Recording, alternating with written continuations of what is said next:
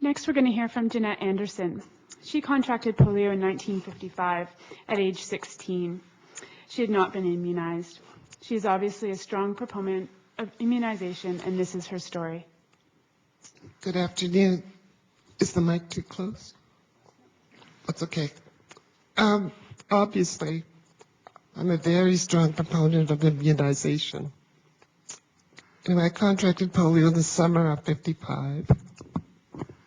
July the 8th, a beautiful warm day. But I'd had a very bad headache. Nothing unusual, 16, very busy and active. And then one morning I woke up and my neck was so sore and I could hardly bend over. So the doctor came and said, go into the hospital. So I walked into the Royal Columbian about 1:30 in the afternoon, and by midnight I was completely paralyzed. It moves very quickly. And by morning I was no longer able to breathe on my own. So I was transferred to VGH, where they put me in an iron lung, which I had no idea what that contraption was all about, but it did keep me breathing. Anyway, after about 2 months, I was moved on to the Pearson Center Respiratory Ward. There were a number of people there with polio. But at the time, they were immunizing children in grades 1 and 2, and at 16, you don't think to go call on your doctor and get a shot. In 55, it was actually beginning to slow down a bit, or so it seemed. I didn't know anyone else that had polio until I got to the Pearson Center, of course.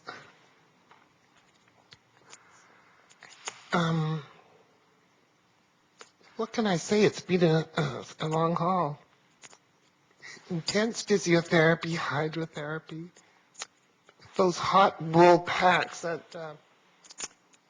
you just mentioned. Oh, terrible. If I smell wool now, I'm right back in IDH.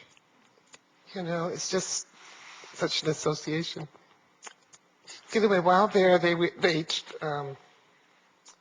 kept saying, oh, you'll be out of this, fairly quickly. And they kept talking about this rocking bed,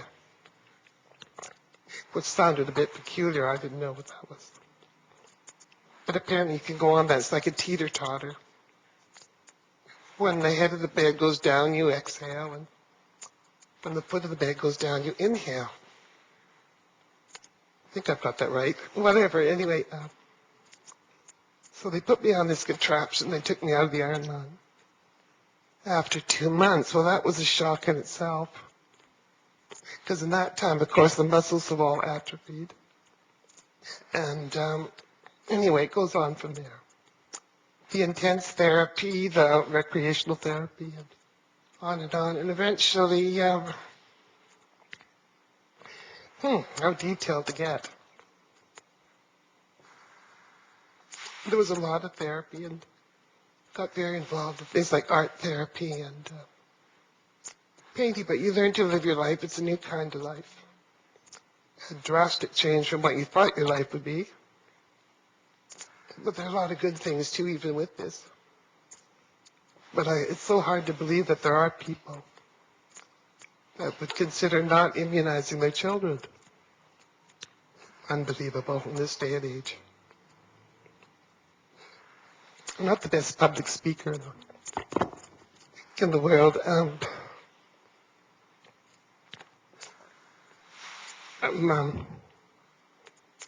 breathing with a ventilator, so there are a few odd pauses here. One story of a 12-year-old girl that came into Pearson. Her parents were teachers. And after the scare in California, I think in the late 50s or early 60s, I'm not sure, people were immunized and then got polio. They refused to get their kids down, 4 children.